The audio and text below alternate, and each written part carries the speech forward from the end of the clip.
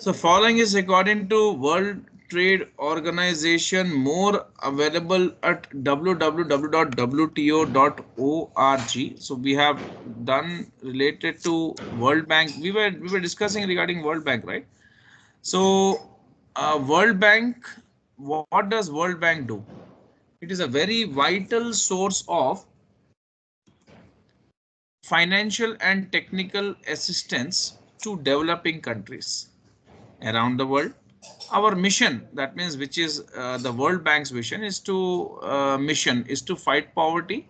So for like upliftment of people from poverty, World Bank gives necessary funds and provides with finances and guidance, and also help the countries in policy making where policy making mechanism is very weak, or political system is weak, with passion and professionalism for lasting results, and help people help themselves and their environment by providing resources, sharing knowledge, building capacity, and forging partnerships in public and private sectors. We are not a bank in common sense. Generally, we know what are commercial banks, right? They accept deposits and they provide finances or loans.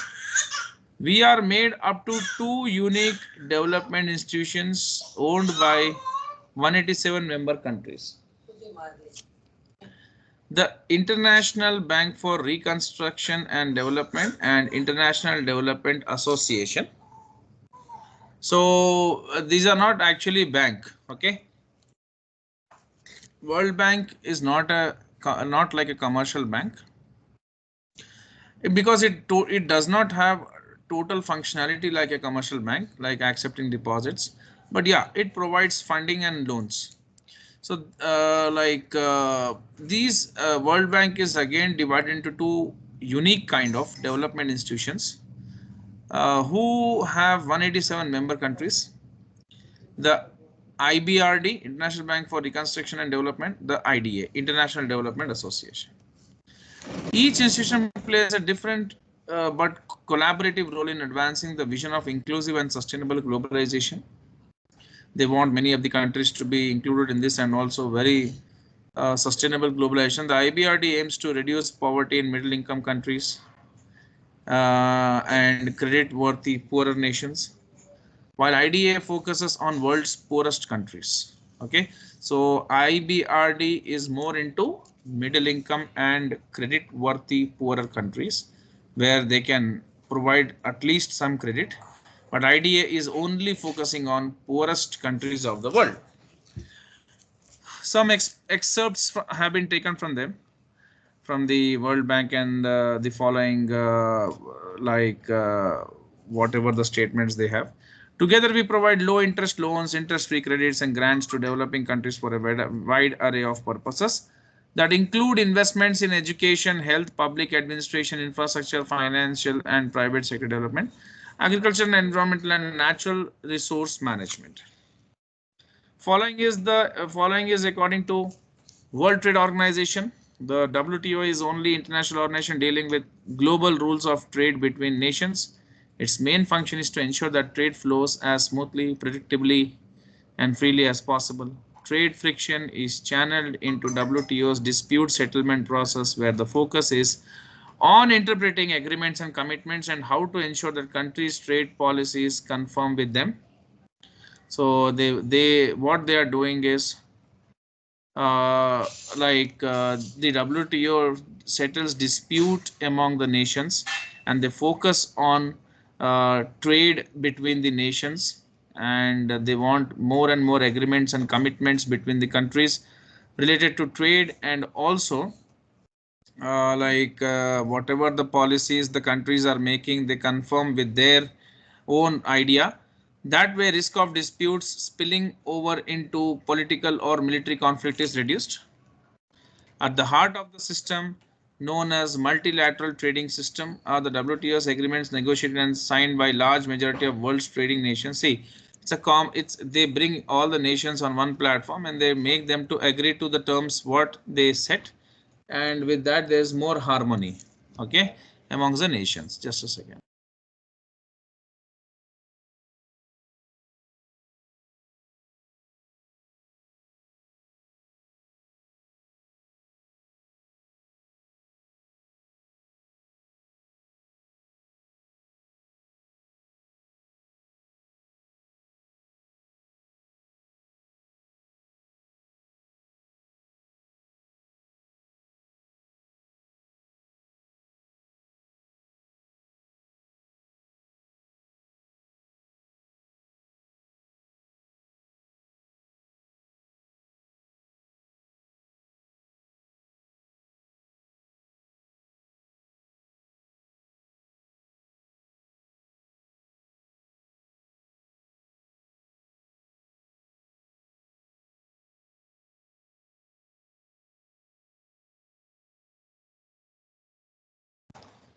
So at heart of the system known as multilateral trading and WTO's agreements negotiated and signed by large majority of world's trading nations.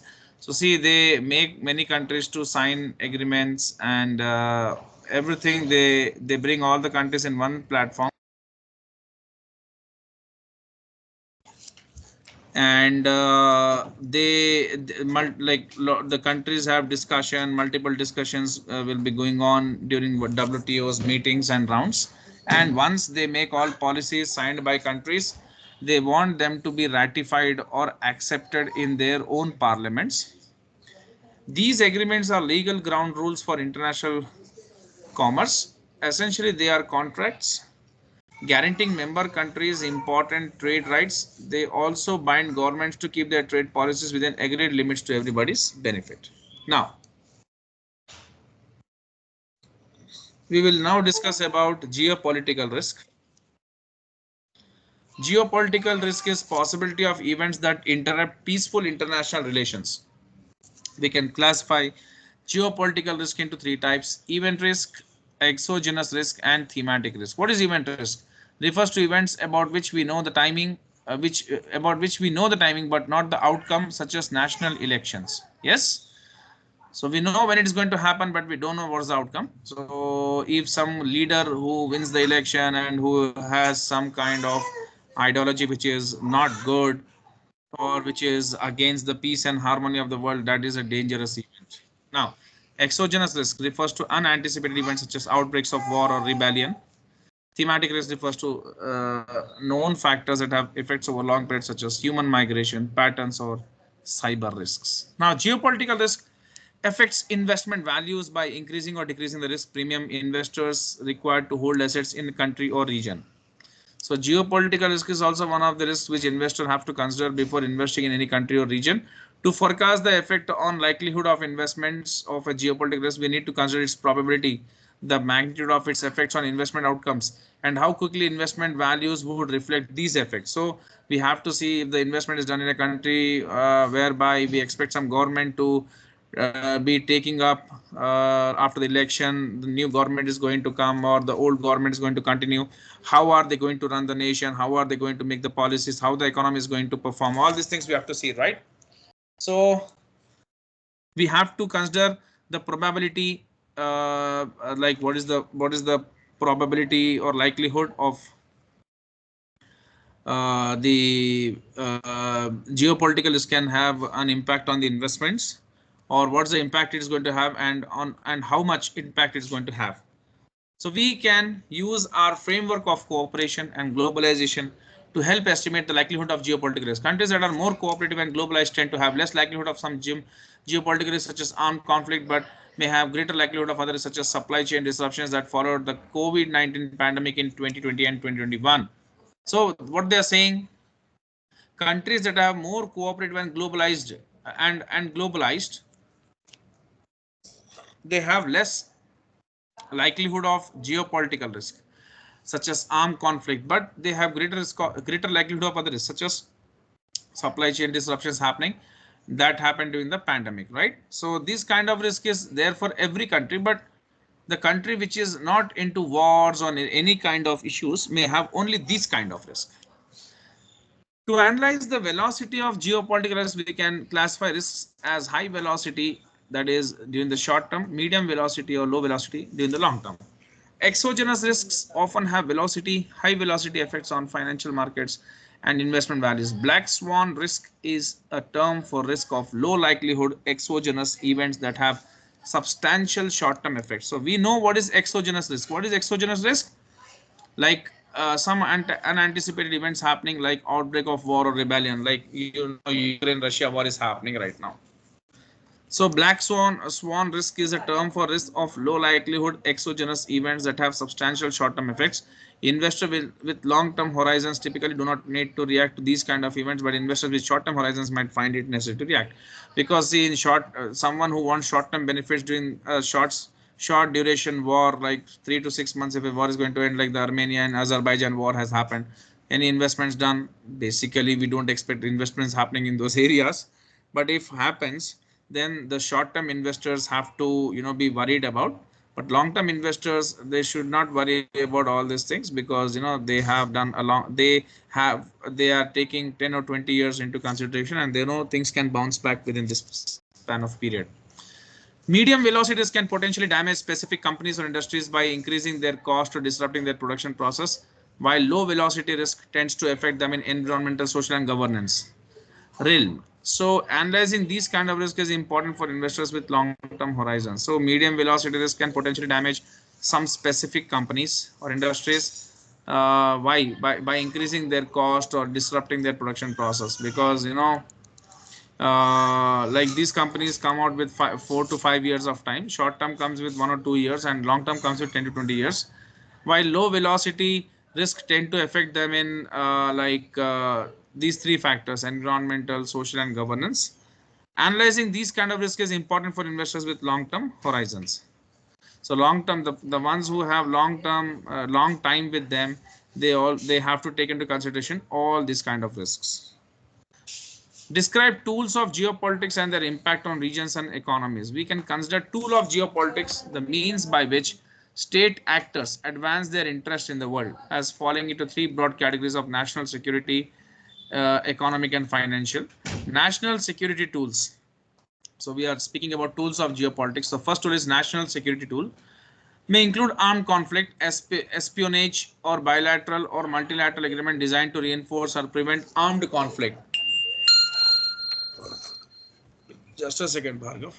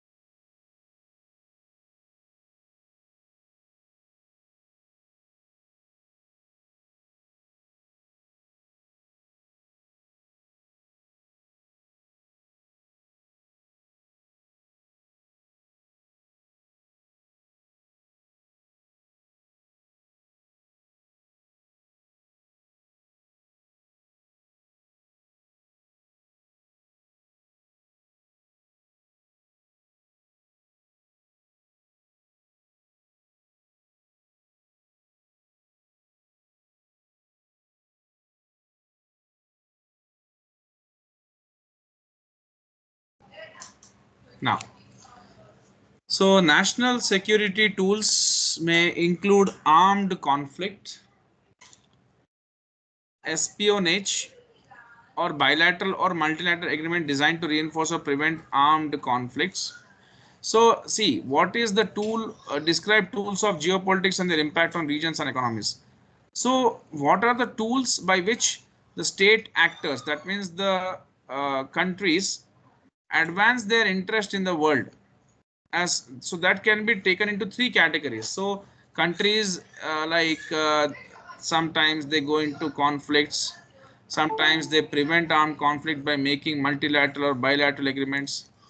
We can say a national security tool is active if a country is currently using it, or threatened if a country is not currently using it but appears likely to do so. Armed conflict affects regions and economies by destroying productive capital and causing migration away from areas of conflict. So this is better, right? So the country should have agreements between them so that they can prevent any kind of war amongst themselves. Otherwise, you see what is the outcome the war can bring to a country: migration. Like you see, the Israel Palestine war is happening, and what is the outcome of that? Economic tools can be cooperative or non-cooperative. So see, national security tools may include, that's what they're saying. This is a very critical word here. May include either armed conflicts or any kind of agreements. Either they can go for a war or they can prevent it. So prevention is better, they are saying. And if war happens, then what is the outcome they are saying? Now, economic tools can be cooperative or non-cooperative. So, examples of cooperative economic tools include free trade areas, common markets, and economic and monetary unions. Examples of non-cooperative economic tools include domestic content requirements. That means, like countries do not want other countries to come and do sell their goods in their own in their inside their boundary. That means they want to restrict other countries or put some extra tariffs or kind of taxes, etc. So that is more of non-cooperative economic tools. So examples of non-cooperative economic tools include domestic content requirements, voluntary export restraints. So they want to, they want everything to be sold in their country itself. They don't want imports, they don't want exports to happen, and nationalization of companies or industries. Either way. So financial tools include foreign investment. Did you understand, Bhargav? Any doubts in this? Hello? Yes, sir, one doubt. Did you understand this? Sir, one doubt in this. Hello. Yeah. Tell me. Yes, so when they are describing tools of geopolitics, Yeah. they are saying the means by which primarily state actors advance their interests in the world. So I didn't understand that line. See, state actors advance their interest in the world is how the state actors are going to have an impact over the world. By what ways? See, India has an interest, right, in the world. So, sir, How? so state actors is basically countries or economics. Yeah, Okay. that's what, right? Yes. Yeah, in economic tools, like you have any doubt? No, no, sir. No. Everything is clear, right? Yes, sir. Okay. So what are non-state actors? Individuals, companies. That's what. Yes, sir. You Got it. haven't read. You haven't read the starting of this. You have to read, right? Yes, sir.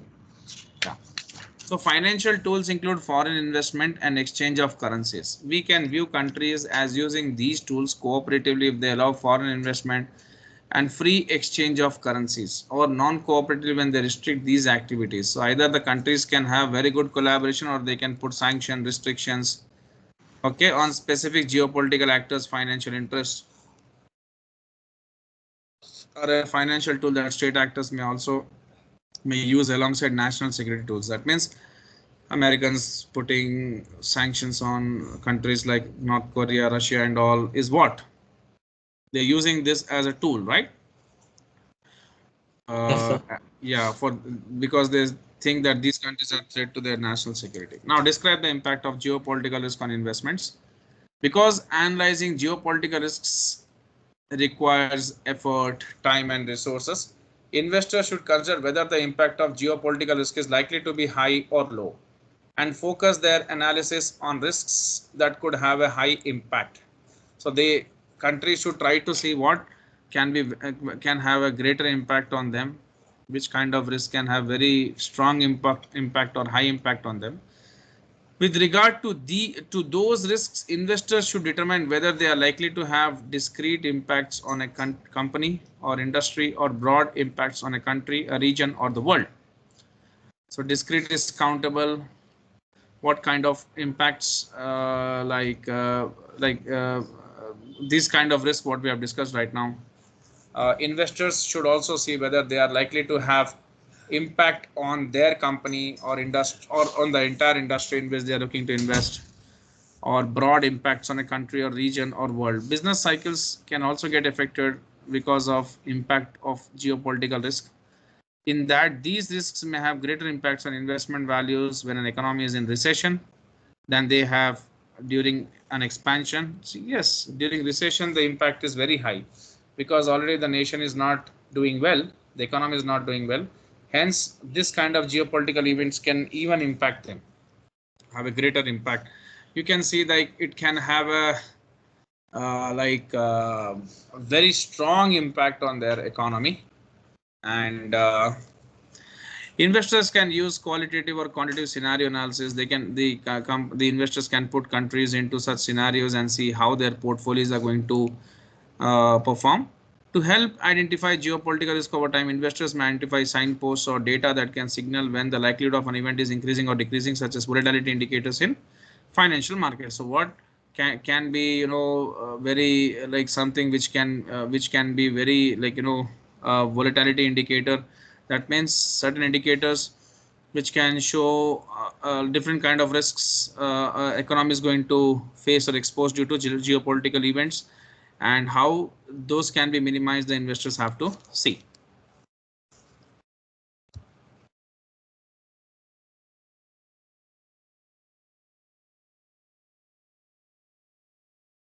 So Bhargav, we are done with this topic. Hello. Yes, sir. Yeah, so we will go to the next topic in the next session. Yes, sir. We will see. I will take up any topic for tomorrow's session and try to wind up. Okay. Okay. Okay, Bhargav. Thank you. Good night. Yes, sir. Thank you. Sir, Yeah. and if you Yeah. could send the curriculum. Yeah. Yeah. Tomorrow you'll get the Okay. curriculum 100%. Okay. Hmm? Okay, sir. Okay, Bhargav. I am Thank you. taking a small session only. I am really tired. Today, after coming also, I had like some work in the academy and all. So tomorrow I will Yes. take up with cool mind. I'll take up one topic tomorrow. Sure. Okay. Okay, sir. Hmm? Okay, Bhargav. Thank you so much, dear. Thank you. Bye. Yes, sir.